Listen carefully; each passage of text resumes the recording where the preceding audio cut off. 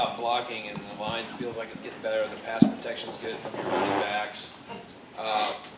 What about your receivers? I mean, obviously they're great to throw to. How are you seeing their development, especially young guys, blocking downfield, setting edges for you guys? Yeah, I think that's something that they're definitely trying to work on, and I mean, obviously, when you look at receivers, you don't really think about their ability to block or their ability to run guys off or whatever. It's obviously like the catches they're making or the plays, but I think these guys really have bought into if you make a good block, man, like that's a huge play for us. I mean, there was a play last game where we ran like speed option to the right, and Carnell just drove his dude, down the field, like, and then the next play he had like a 38-yard catch. Like that stuff adds up, man. It's like that stuff's important, and we're trying to put an emphasis on that stuff.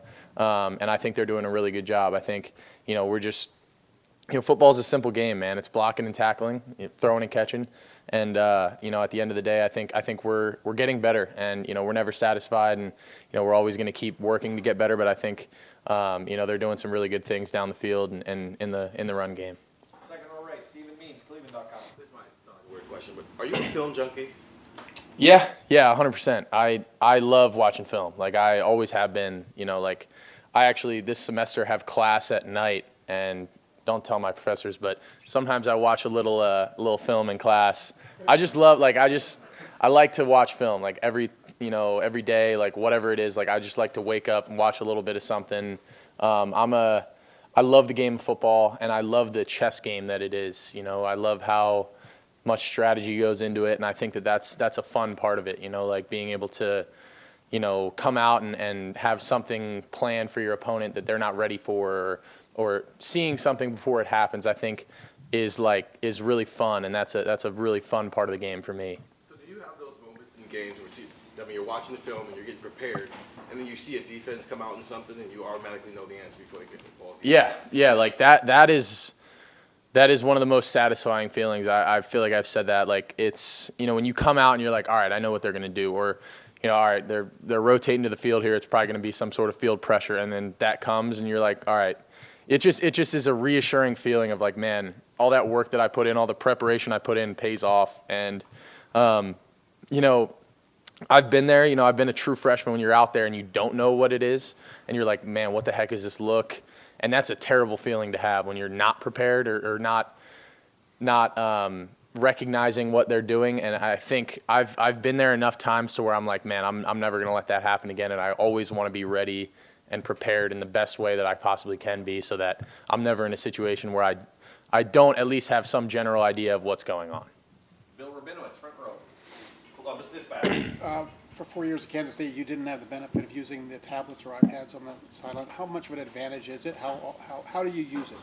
I think it's great. I used it in high school. We had like iPads, and I thought it was a really good part of the game. Like I missed it when I went to college. I was like, man, I wish I could just come over here and say, hey, what happened on that play? Because I like going back over some plays, especially the ones that didn't go well. I'm like, what happened on that? I like to look at it. But obviously, the last couple of years, my first 4 years in college, you could just talk about it and say, hey, this is what I thought it was. This is what I thought it was. And obviously, you can't get any confirmation until after the game. But most of the time, now, like, I can come off the sideline and watch every single drive. Like, I've probably watched the film after a game. I've probably already watched the game film, like, on the sideline. But it incorporates another element into the game. You're able to see things a little better, make some different in-game adjustments. I think it's a really cool part of the game, and I'm glad that they made that a part of the college game. Can you think of a time when you saw something that maybe confirmed or maybe didn't confirm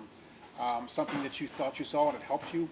Yeah, I mean, it happens all the time. You come off the field, you're like, oh man, I thought they clouded that look to the field there, and maybe it's a buzz look where it was actually not the corner, it was a linebacker buzzing out, and the guy up top was a corner rather than maybe a safety and a cloud look. And sometimes you get fooled and you think you think it's one thing and it's actually another, and that can be a good way to look at the film and see that.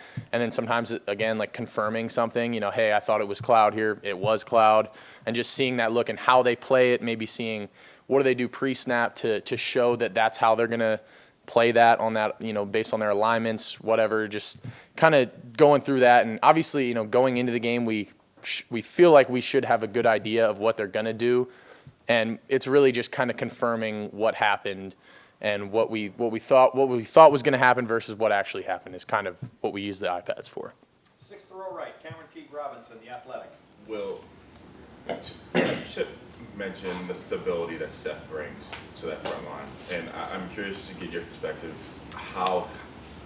in what ways that show up, especially when the first week you had 2 first-time guards on the field.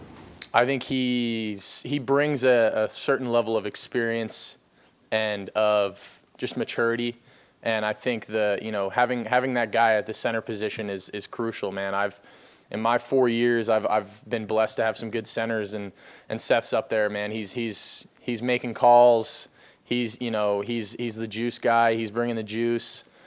He's smart. I mean, he's making some calls before I even make them, and a lot of times that makes my job easier. If I'm not having to make a ton of protection calls, I'm just having to kind of echo what he's saying. Sometimes he just beats me to the punch. He's like, hey, we're gonna do this on this protection on third down, and he already knows it, and having a guy that, you can bounce ideas off of and that you can trust to make calls like that. I think, that has been really, really big for this O-line, and I think he's fit in really well with the group. I think the guys really mesh well with him, and he's just become a really important part of this offense, and I'm really glad that we did get him, and I'm glad, because he was, when we were on our visit together, man, we were talking about how we were going to do this, and it's cool to see, how it's all worked out and how we've made it to this point now. Right next door, Spencer Holbrook, Letterman Road. Will, did you realize that the first 2 games here were 2 of the 3 largest crowds you've ever played in front of? Didn't know that until you just said that. That's pretty cool. Was there any nerves those first 2 games, and do you feel like you're settled into every aspect of everything now that you've been in the shoe, not just once, but now you've done it twice, you have the routine, things like that before you guys get into Big Ten play? Yeah, I'm definitely settled in more. It feels right. It feels like home. I know I said the first game felt like a little bit like an away game and all that, but I'm settled in now. This is what we do. I get the routine. I get the game week, what it looks like, and obviously it's cool, man. I've played in front of big crowds. I've obviously this is 2 of the bigger crowds I've played in front of, but I've played in the games, so I wouldn't say it's necessarily super nerve-wracking. I've been there. I don't get super nervous anymore. I try to just appreciate it and accept it for what it is, and just say, man, I only have 1 year here. I'm gonna appreciate every moment I have out on that field, playing in front of these fans. It's a blessing, and I'm just trying to take it one day at a time and not let any moment pass me by, because it's a pretty cool opportunity I have and that we have as a team this year. And I think we have a really special group, and we want to just soak in every last minute we can and make the most out of this season. Front row right, Austin Ward, podcast. Chip pointed out that I have no idea if you actually have an RPO play called, because I'm not a coordinator or a quarterback. I'm just watching the game. When you've had an option on a play, how often are you making the optimal or best decision so far? I feel pretty good about how I've done with my decisions in the run game and in the RPO game. That's the point of an RPO sometimes, is that you shouldn't know whether it's a designed run or whether we have a pass off of it. The casual fan probably doesn't really understand that, and that's kind of how it should be. It should look like just a pass if it's an RPO and I pull it and throw it. And it's just the being able to keep the rhythm of it and making the right decisions.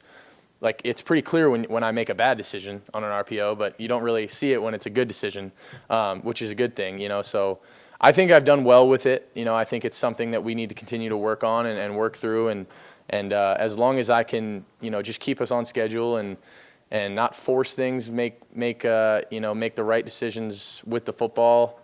With the guys that we have, just let them do the rest. And we've been blocking really well. I think the running backs have been doing a good job, and the receivers are obviously going to get open. So for me, it's just taking what the defense gives me and you know, not trying to do too much and make the perfect play, but just, you know, make things right. And final question, Tim May, Yeah. Letterman Ross. Yeah, I like that fake to air on one play last week. How much is your responsibility as a starting quarterback? You were this way at Kansas State. You had Avery Johnson coming along, and here you've got two guys who haven't played very much. How much do you feel is a responsibility on your part to make sure these guys are ready to play? You know, if you watch football on Saturday, you know what I'm talking about. You know, and yet you still want to keep something in your back pocket too. I would think that makes you special. You understand what I'm saying? Yeah, I think that the way I look at it, at least in my days and in my time here, is like it's a collective effort. And no matter what, I'm going to try and help those guys in the room to be as prepared and as ready as possible, because I've been there where, you know, obviously, knock on wood, hopefully, you know, nothing ever happens to me and hopefully, you know, it's all good. But things happen, man, and college football is so unpredictable. You know, you always have to be ready, and that's what we like to hang our hat on around here is, you know, competitive excellence and, you know, being ready when your number's called. And, you know, I think that we just have such a good quarterback room that, you know, just dudes that I just like being around. And I like pouring into, you know, maybe the younger guys that, you know, I've done it. I've had experience. You know, I've gone through the ups and downs of college football before, and I'm going to go through more, I'm sure. But, you know, in imposing as much knowledge as, you know, that I have and that I can on these younger guys in the room, because, you know, it's a cycle, you know, and they're going to be next and they're going to go through things. And, you know, there are things that I wish people told me before they happen to me. And, you know, I just want to help these guys as much as I can, just because we have such a good relationship and we're all in this thing together. And, you know, I know there's, you know, 5, 6 of us in the room, but, you know, there's only one quarterback on the field at one time, but we're all in this for the same reason. You know, we're all here to win a national championship and, you know, hoist that trophy up at the end of the year. And I think that's the thing that's most important. So we're all pushing each other to get better every single day. And, you know, we're just trying to develop each other and just be the best team that we can right now and for the future going forward. We've got time for one final question. Joey Kaufman, Columbus Dispatch. Will, you've been really efficient throwing off play action in some of the RPOs. Is there something about you like about those situations that you feel suits your skill set, or just why do you think you? Yeah, I think you know, the system that we have makes it easy for me, because, you know, if I don't have the run, if I don't have the pass, then, you know, we can just give it and we can run the ball. And, you know, there's some different things that you can do with the RPO game where, you know, you're not necessarily just throwing the ball every play, or you're not necessarily, you know, throwing the ball into tight windows. You're more taking it as it comes. You know, if someone blitzes and, you know, a 7th guy adds to the box, then that's when we're kicking it out to a, you know, to a good numbers advantage outside. You know, it's little things like that you know, we're just trying to take advantage of our numbers battles and, you know, play the numbers game with them. And, you know, every play is different, and I can't give too broad of a statement on it, because there's so many different RPOs, different plays that we have, and every play is different in its own way. But, you know, I think the way that our run game and our pass game complement each other makes it pretty easy for me to just dish the ball around and not